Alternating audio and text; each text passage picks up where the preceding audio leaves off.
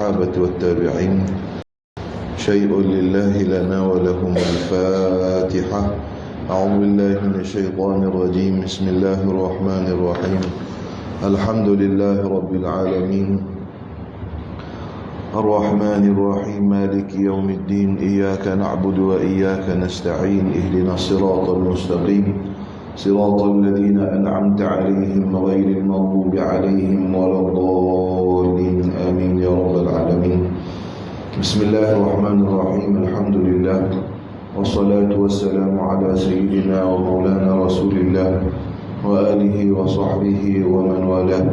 اللهم صل صلاة كاملة وسلم سلاما تاما على سيدنا ومولانا محمد الذي تنحل به العقد وتنفرج به الكرب وتقضى به الحوائج وتنال به الرغائب وحسن الخواتيم ويستسقى الغمام بوجهه الكريم وعلى آله وصحبه في كل لمحة ونفس بعدد كل معلوم لك وبعد. Alhamdulillah, sebelum pada kita masuk pada kitab yang kita nak baca ni, satu mukaddimah lah. Oleh kerana kitab ni yang ada di sisi tuan-tuan ni sebenarnya dicetak balik ataupun ditarik semula. Untuk silap saya, yang menarik semula ni Al-Fadhil Ustaz Hafizuddin Ustaz Hafizuddin bin Hassan, Imam Masjid Balut Kuantan, jauhnya. Jadi sebab dia ikut juga pengajian secara online dulu, jadi bila kita bagi PDF yang asal, maka dia kata untuk mudahkan dia terangkan, dia tarik balik. Jadi ada PDF yang kita bekalkan secara online. Jadi PDF yang asal tu ialah daripada cetakan Madrasah Ahmadiyah Gunung Payung. Cetakan yang asal tu daripada cetakan Madrasah Ahmadiyah Gunung Payung pada suatu masa dulu. Jadi kita tengok guru atau pengarang kitab ni, saya tak berani nak pasti sebab tak ada bukti. Beliau ni angkatan guru Syekh Abdullah Tahir. Angkatan guru. Kenapa saya kata angkatan guru? Sebab beliau ni seangkatan dengan Syekh Umar Hamdan. Syekh Umar Hamdan Al-Mahrisi, Muhaddithul Haramain Syarifain, itu guru di Masjidil Haram yang mengajar hadis. Itu guru pada pengasas Madrasah Ahmadiyah ni, Tuan Guru Haji Abdullah Tahir. Jadi adakah pengarang kitab kita ni guru dia juga? Saya tak berani nak pasti. Cumanya ada tebakan dalam hatinya. Sebab apabila kita bertemu dan juga kita ziarah guru-guru yang murid kepada Syekh Abdullah Tahir, Tuan Abdullah Tahir kita ni, dalam surat ijazah dia kepada pelajar-pelajar angkatan dulu, surat ijazah tu disebutkan guru-gurunya 50 orang. Guru-guru Syekh Abdullah Tahir ni yang mengijazahkan ilmunya daripada kalangan orang Melayu, Melayuiyin wa Indonesiyin wa Yamaniyin wa Yamaniyin wa 50 orang. Kalau kita guna kaedah tak, kalau kita ada tiga orang Melayu, 3 orang Indonesia, 3 orang guna jamak kan, maka kemungkinan besar pengarang kitab kita ni ialah guru beliau. Tapi kita tak ada kepastian sampai ke hari ni dah. Sampai ke hari ni kita tak tahu, tak ada kepastian, sehinggalah kita jumpa senarai guru tafsili bagi Syekh. Sebab nak senarai ke penuh 50 orang guru dia tu agak susah juga. Kalau kita tengok dalam tulis gaya data dia, belum sampai 50 orang guru Syekh Abdullah Tahir. Bahkan almarhum Syekh Husni Ginting, beliau menggelarkan Syekh Abdullah Tahir ni dari segi ilmu sanadnya Syekhus Syuyukh. Syekhus Syuyukh mana sebab kebanyakan sanad ulama Kelantan ni selepas Tok Kenali kembali kepada beliau rahimahullahu ta'ala. Jadi kita baca kitab ni, mudah-mudahan kita masuk dengan niat dia lah. Niat mana kita ala niyati Syekh Abdullah Tahir, maksudnya nanwi kama nawah, kita niat sebagaimana apa yang dia niat. Mudah-mudahan Allah Subhanahu Wa Taala masuk, kalau dia ikhlas kat, mudah-mudahan kita diterima bersama dengan keikhlasan dia. Sebab ni tanda besar dah sebenarnya.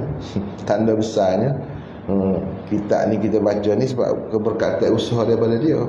rahimahullahu ta'ala. Jadi mudah-mudahan Allah Ta'ala sambungkan lagi usaha kita ni, dapat juga bahagian daripada beliau. Fadhalu. Baik, seperti mana disebutkan tadi, sebelum pada kita masuk, kita berhenti pada muka surat 4 bawah tu. Thumma kanat ghazwatu, qala al-musannifu al-Syekh Mas'ud bin Muhammad Tahir bin Mas'ud Ad-Dabbagh Al-Idrisi Al-Hasani rahimahullahu ta'ala, nafa'anallahumma bi'ulumi fid darain amin. Bawah sekali bucu, thumma kanat ghazwatu Hamra'il Asadi. Thumma kanat, kemudian, kanat tu, kanat dia panggil kanat tamah. Ghazwatu tu jadi fa'il. Dia biasanya kalau kita belajar bahasa Arab, ghazwatu tu dia jadi isim kana, sini dak dia jadi fa'il. Mana kemudian berlakulah, kalau kita terjemah, kemudian berlakulah peperangan Hamra'ul Asad. Mana kemudian selepas peristiwa Uhud berlaku peperangan Hamra'ul Asad. Jadi rasanya belah muslimat tak ada kita, habislah kita. Baik, jadi minta apa pula pelajar-pelajar bagi ke pelajar ke belah muslimat. Thumma kanat ghazwatu Hamra'il Asad. Kemudian berlaku, mana kemudian selepas peperangan Uhud berlaku ghazwatu Hamra'il Asad. Macam mana berlaku Hamra'il Asad? Itu nama tempat lah. Nama tempat di antara Madinah dengan Mekah. Kharaja sabihatal yaumit tali li yaumi Uhudin. Telah keluarlah ia baginda Rasulullah lah.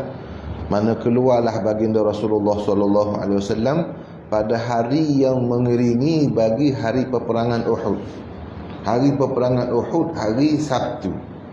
Jadi kalau kita kata hari peperangan Uhud tu hari Sabtu, hari Ahad lah. Hari Ahad tu sebab Nabi sallallahu alaihi wasallam bermimpi sebelum perang Uhud pada malam Jumaat. Nabi bermimpi pedang patah. Pedang baginda Nabi retak pada sebelum. Jadi wahyu daripada mimpi Rasulullah sallallahu alaihi wasallam tu, wahyu daripada Allah Subhanahu wa taala, isyarat bahawasanya akan berlaku satu perkara besar di Uhud. Jadi Nabi sampai di Uhud petang Nabi pakai baju besi sebelum selepas sembahyang Jumaat, dan Nabi sampai ke Uhud petang apa dia ni, Allahumma salli alaihi, petang Jumaat, dan peperangan itu berlaku pada pagi saat itu. Nampak? Jadi bagaimana kita tahu peperangan itu peringkat awal itu kemenangan itu pada pihak baginda Nabi sallallahu alaihi wasallam, sehingga kan Abu Dujanah, kalau tak silap, Abu Dujanah sahabat Nabi, pada peringkat awal peperangan itu dia ambil pedang Nabi sallallahu alaihi wasallam dengan dianugerahkan oleh Nabi, dan dia serang dia menyerbu tentera orang kafir musyrikin sehingga sampai ke bahagian orang perempuan. Maknanya habis dah tentera orang kafir pada perang Uhud. Maknanya orang, kita kata prajurit Nabi ni serang tentera kafir Quraisy ni, dari barat ke tebah sampailah kepada barisan orang perempuan di belakang. Sehingga dia kata, aku malu nak menetak orang perempuan dengan pedang Rasulullah sallallahu alaihi wasallam. Sebab apa? Itu peringkat awal. Alhasilnya kerana sedikit kealpaan yang berlaku, dan Allah Taala telah ampunkan mereka. Walaqad afallahu anhum, dalam surah Ali Imran Allah Taala sebut dah, walaqad afallahu anhum, Allah Taala telah mengampuni bagi mereka itu. Maka berlakulah kekalahan pada perang Uhud.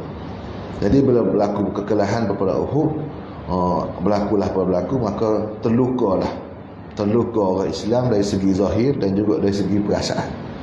Terluka orang Islam, maka dikebumikan dengan keadaan letihnya, dengan keadaan payahnya, hingga kan ada orang ahli Uhud tu yang dikuburkan dalam satu kubur dua orang kerana keletihan. Maka baliklah balik ke Mekah. Balik ke Mekah, Nabi kita SAW isytiharkan hanya tentera yang pergi ke Uhud keluar untuk ke Hamra'ul Asad. Kenapa? Sebab peristiwa Hamra'ul Asad ni, kerana orang kafir Quraisy dia rasa mereka telah menang, sebab tujuannya nak balas dendam Badar. Bila mereka melihat mereka telah berjaya membunuh selama 70 orang lebih kurang tentera orang Islam, maka mereka kata mereka sudah menuntut bela kekalahan mereka dalam perang Uhud.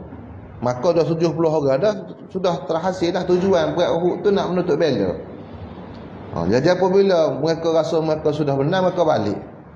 Bila sampai tengah jalan ke Mekah, mereka kata rugilah kita. Kita dah menang, pasukan Nabi Muhammad dah kalah. Kita tak ambil peluang untuk serang Madinah. Jadi walaupun zaman dahulu tak ada berita, tapi siapa maklumat kepada Nabi SAW bahawa mereka tentera itu patah balik. Tentera daripada pihak Abu Sufyan dan juga gerombolan dia tu patah balik. Maka Nabi SAW memberitahu yang pergi Uhud semalam saja yang keluar. Mana dengan keadaan luka, dalam keadaan tu mereka keluar ke perang Hamra'ul Had, yuridu Quraisyan. Mana mereka nak Quraisy. Quraisy mana? Quraisy yang baru balik daripada Uhud. Jadi fasami'u bi khurujihi. Maka Quraisy yang tadinya nak patah balik ke Madinah mendengar maklumat Nabi dah keluar dah hari kedua. Hari yang kedua tu Nabi sudah, hari yang mengelilingi perang Uhud, Nabi dah keluar dah. Maka mesyuaratlah orang Quraisy. Dia kata kita akan berperang dengan pasukan yang sudah terluka. Maksudnya orang yang kita nak perang ni, orang yang dah luka, maknanya luka, dendam, marah, darah tak kering lagi. Maknanya kita, kalau pun kita menang, kita akan mati ramai. Sebab mereka tu akan mengamuk, nak membalas hak semalam. Tak ada keuntungan kita perang. Kita dah tercapai dah matlamat kita nak menuntut bela kekalahan Badar. Jadi tak ada cari pasal, timbang punya timbang. Orang Quraisy kata kita balik dah, kita dah menang dah. Kita dah menang dah Uhud, tak payah cerita. Jangan, tak payahlah kita nak patah balik nak cari hal pula. Bila timbang punya timbang, kita jangan berperang dengan orang yang luka. Sebab orang luka tu dia tak ada rugi apa-apa dah dia nak. Maka dengan ikut percaturan mereka, kalah ni, tak pakai cekak. Maka akhirnya Quraisy patah balik, waharabu, maka larilah mereka itu Quraisy. Larinya kan Nabi SAW kejar siapa? Hamra'ul Asad. Walam yakun harbun, maka tak berlakulah pertempuran. Jadi bila kita tengok kepada peristiwa ini, peristiwa apa? Peristiwa Ghazwatul Hamra'ul Asad ni sebagai sambungan daripada Uhud, maka Nabi tak pernah kalah. Nabi tak pernah kalah. Sebab apa? Sebab mereka lari. Jadi peperangan Uhud tu kita boleh gabungkan ada 3. Peringkat pertama Nabi SAW menang, tengahnya tewas mati syahid lebih daripada 70 orang, dan disambung dengan Hamra'ul Asad menang. Dari segi semangatnya menang, kuat kembalilah umat Islam. Sebab apa? Sebab mereka kejar dan orang Quraisy lagi. Cuma tak masyhur. Kita sendiri pun tak tahu, dah orang Quraisy pun tak apalah. Yang penting kita dah menang. Dia pun sebarkan bahawa mereka dah menang. Jadi kita kena belajar tentang maghazi, katanya Ibnu Ishaq. Bukan Ibnu Ishaq, kata ulama salah tak silapnya. Tak pasti. Kata seorang ulama salaf, kita kena belajar ilmu maghazi ni, ilmu sirah ataupun secara khususnya ilmu peperangan Rasulullah SAW. Kenapa perlu belajar? Fa inna fiha izzukum. Kerana di dalam ilmu sirah itulah kemuliaan kamu orang Islam. Mana kemuliaan orang Islam tu duduk dalam kita belajar ilmu sirah. Baik, sambung. Wa fiha hurrimat al-khamru ataupun harumatil khamru. Al-hurrimat al-bisda'. Hurrimatil khamru, dan padanya, pada mana? Pada tahun yang ketiga. Wa fiha ay wa fi sanati tsalitsati hurrimatil khamru, diharamkan apa dia arak. Jadi arak tu kita tahu dah diharamkan secara beransur. Kenapa diharamkan secara beransur-ansur? Sebab tabiat orang Arab itu sebelum daripada Islam, zaman jahiliyah itu sangat-sangat menggemari arak.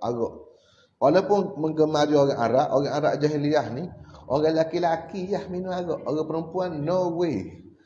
No way. Orang perempuan tak boleh minum arak. Dia kata bahaya sangat kalau orang perempuan ni mabuk.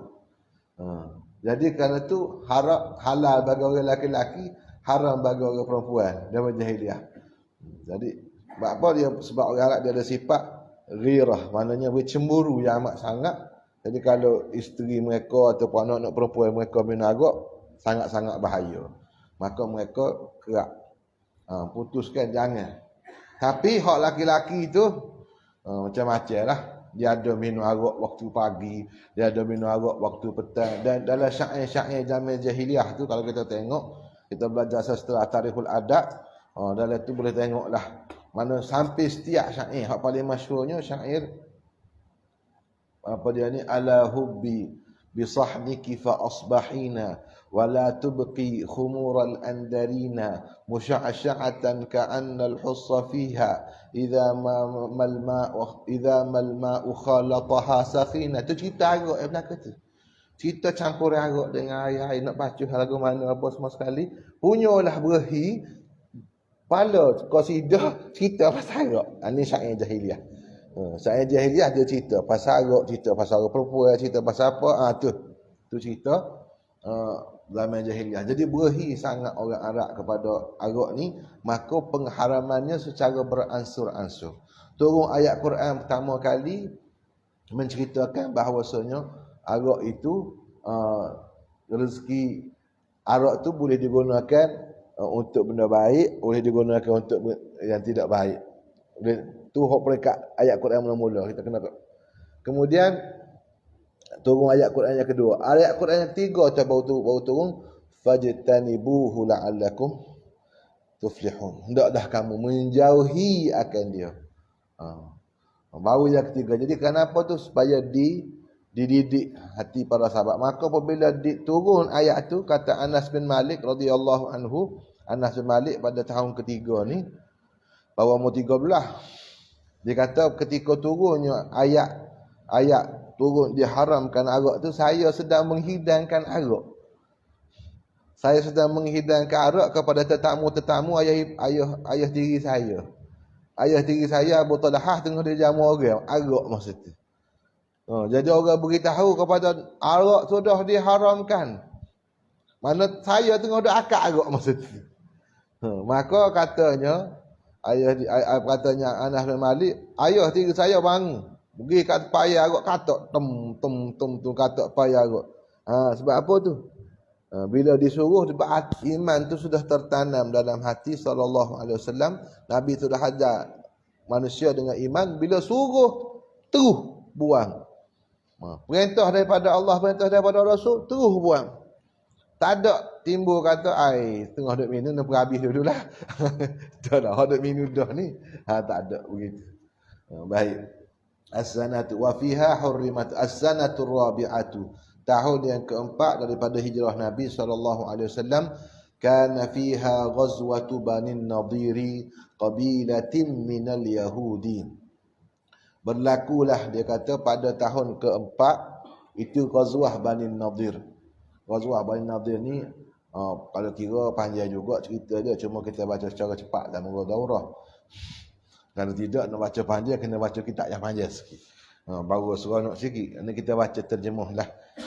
Dia kata adalah ghazwah mana berlaku padanya pada tahun keempat tu. Ghazwah, mana ghazwah, ingat istilah ghazwah, peperangan yang disertai oleh baginda Nabi SAW. Qabilatin minal Yahud, itu satu kabilah daripada orang Yahudi. Fahasarahum hatta ajlahum anil Madinah. Baginda Nabi SAW telah mengepung mereka itu, sehinggalah mereka itu dihambak keluar ataupun diusir oleh hinggalah baginda Nabi SAW mengusir mereka itu daripada Madinah. Dia kenapa ceritanya? Sebab mereka telah membuat komplot untuk membunuh Nabi SAW. Jadi mereka cerita bila Nabi SAW sampai, maka pada ketika itu tujuannya pergi itu untuk nak berbincang tentang ada urusan lah. Maka apabila Nabi SAW Apabila Nabi SAW duduk di tempat mereka, mereka kata tak ada dah peluang seumpama ni. Muhammad datang ke tempat kamu, kalau kamu nak buat apa-apa dia sekarang dah. Maka Allah Subhanahu Wa Taala mewahyukan kepada Jibril. Allah Taala mewahyukan Nabi melalui Jibril. Jibril memberitahu Nabi tentang perancangan orang Yahudi Bani Nadir. Maka Nabi SAW memaklum kepada para sahabat yang duduk bersama Nabi, duduk di sini, jangan pergi ke mana-mana, saya nak keluar sekejap. Jadi ketika tu orang Yahudi di dalam kubu Bani Nadir itu sudah merancang untuk membunuh Nabi. SAW. Tengah duduk rancang, Nabi SAW keluar seorang. Jadi sahabat-sahabat Nabi masih lagi duduk di tempat mereka, tidak beranjak. Nabi keluar. Jadi katanya orang Yahudi, tak apalah dia keluar sekejap lagi dia mari pula. Sebab sahabat-sahabat dia masih ada. Kita tunggulah. Maka Nabi SAW balik ke Madinah dan Nabi hantar utusan kepada sahabat-sahabat supaya balik. Maknanya sebab kemudian Nabi beritahu kepada Bani Nadir bahawasanya Allah Ta'ala telah buka dah perancangan jahat mereka. Maka Nabi SAW kepung mereka. Maka mereka pun lepas kepung hari, mereka tak boleh buat apa, mereka pun bersetujulah untuk menyerah diri. Maka mereka diusir. Mereka diusir keluar daripada Madinah. Itu qala thumma ghazwatu dhatir riqa wa lam yakun fiha harbun. Dan berlakulah pada tahun selepas daripada Bani Nadir berlaku peperangan Zatul Riqa. Zatul Riqa ini peristiwa peperangan dipanggil Zatul Riqa kerana sahabat-sahabat Nabi dalam ekspedisi peperangan ini bersama Nabi, mereka telah memakai kasut sehingga pecah. Kasut mereka melalui kawasan yang berbatu-batu. Jadi kerana pecah tu, mereka terpaksa membalut kaki mereka dengan kain perica dipanggil riqa'ah dalam bahasa Arab. Riqa'ah. Maka Zatul Riqa' tu merujuk pada peristiwa mereka balut kaki mereka dengan kain untuk lalu ke kawasan berbatu-batu tu. Walam yakun fiha harbun. Akan tetapi walaupun Nabi keluar sendiri dengan tentera baginda, tapi tidak berlaku pertempuran. Tidak berlaku pertempuran dengan musuh. Sebab apa? Bal fiha nazalat salatul khawf. Bahkan pada peristiwa inilah Ghazwatul Zatul Riqa' turunnya kaifiat sembahyang khauf. Ini masyhurlah dalam kitab Syekh Daud Fatani itu, dalam muqaddimah kitab Syekh Kitab Muniyatul Musalli ini dirakamkan peristiwa ni. Siapa dia pernah belajar kitab Musalli tahulah bagaimana pada waktu zuhur sahabat-sahabat Nabi berhimpun dengan Nabi SAW untuk sembahyang. Untuk sembahyang zuhur secara berjemaah. Maka pasukan peninjau daripada musuh datang meninjau daripada jauh. Kata, mereka buat apa tu? Mereka buat apa tu? Jadi katanya jurucakap atulah sembahyang zuhur. Katanya orang kafir, itulah nak tahu sembahyang zuhur dia kata. Oh, sembahyang zuhur. Lepas tu mereka buat lagu ni. Kenapa kita tak serang mereka masa mereka sembahyang? Kenapa kita tak serang mereka seperti ketika mana mereka sembahyang? Ada bahasa Syekh Daud, kenapa kita tidak gerempok mereka itu ketika mereka sembahyang? Jadi pada ketika tu katanya mesyuarat, kalau dari segi kelebihan sembahyang, katanya orang musuh-musuh Islam bincang tentang kelebihan sembahyang. Sembahyang asal lebih mereka suka daripada sembahyang zuhur. Katanya. Mana hebatnya dakwah Nabi ni. Orang kafir tak masuk Islam tu tahu kelebihan sembahyang asal, Salatul Wusta. Sembahyang asal secara berjemaah tu lebih mereka sayang daripada harta mereka dan anak pinak mereka. Katanya tentera musuh nak berperang. Jadi ini satu benda yang disebut oleh guru kita Syekh Ali Jumaah bin Muhammad Al-Azhari. Antara tanggungjawab umat Islam pada setiap zaman ialah kita menyebarkan dakwah, kita menyampaikan agama Islam bisuratin lafitatin lin nazar. Agama Islam ni mesti tersiar Supaya orang tahu belaka tentang Islam ni lagu mana. Semaya asanya 4 rakaat, kelebihan semaya asar tu surat semaya salatul wusta, biar semua orang Islam bukan Islam tahu. Masalahnya orang Islam tak tahu. Orang Islam tak tahu. Maka macam mana pula orang-orang bukan Islam nak tahu? Jadi dia kata mesti tanggungjawab kita dakwah bil Islam bi suratin lafitin lin nazar. Maknanya supaya menarik perhatian. Oh gini, ni semaya zuhur, ni semaya asar. Jadi kerana mereka tahu kelebihan semaya asar tu, mereka membuat perancangan nak serang sahabat-sahabat Nabi dan bersama dengan pasukan Nabi SAW untuk pada ketika semaya asar. Maka turun sebelum semaya asar kaifiyat salatul khauf. Maka Nabi SAW membahagikan pasukan. Ada yang menghadap musuh, ada yang sembahyang. Maka ketika itulah dibuatkan kaifiat sembahyang khauf yang pertama. Jadi sembahyang khauf ni kata ulama, dalil yang paling kuat bahawa sembahyang jemaah tu sangat-sangat dituntut. Dalam qaul Imam Rafi'i sunat muakkadah, tak pernah tinggal ketika musafir dan juga ketika di tempat. Mana ketika tidak bermukim, Nabi tidak pernah meninggalkan solat sunat berjemaah. Lepas tu Imam Nawawi kata fardu kifayah. Pergi ke mana tempat mana pun kena buat semua tu. Kena buat sembahyang jemaah. Fardu kifayah. Kalau kawasan tu tidak dibuat, kawasan orang Islam tidak dibuat sembahyang sembahyang fardu secara berjemaah, maka berdosalah orang Islam yang ada kawasan tu. Baik. Mana sangat-sangat dijaga oleh Nabi sekalipun ketika peperangan.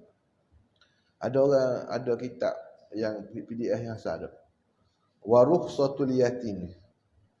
Apa maksud rukhsatul yatim? Wa rukhsatul yatim, dan rukhsah bagi yatim. Ada yang sama. Tu baru betul. Wa rukhsatut tayammumi, dan turunnya rukhsah tayammum.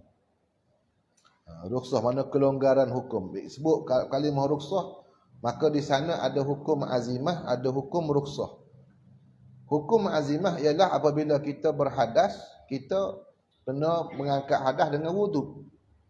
Bila kita berhadas, mana dalam keadaan biasa dan dalam keadaan tidak payah, kita mesti mengangkat hadas dengan dengan wudu. Rukhsah ni maksud kelonggaran hukum pada keadaan-keadaan tertentu. Itu yang berlaku pada bila Nabi balik daripada peperangan tu, Nabi SAW telah bermalam di suatu tempat, dan Siti Aisyah radhiyallahu taala anha yang dibawa oleh Nabi SAW pada ketika itu, Siti Aisyah telah kehilangan, ni kali pertama hilang necklace ni roket lah. Maknanya hilang, jatuh tu sebenarnya di tempat parking motor. Saya beritahu awal-awal cerita, jatuh roket Siti Aisyah tu di tempat parking motor, jatuh di bawah hutan. Jatuh duduk bawah hutan. Maka hutan tu duduk relax.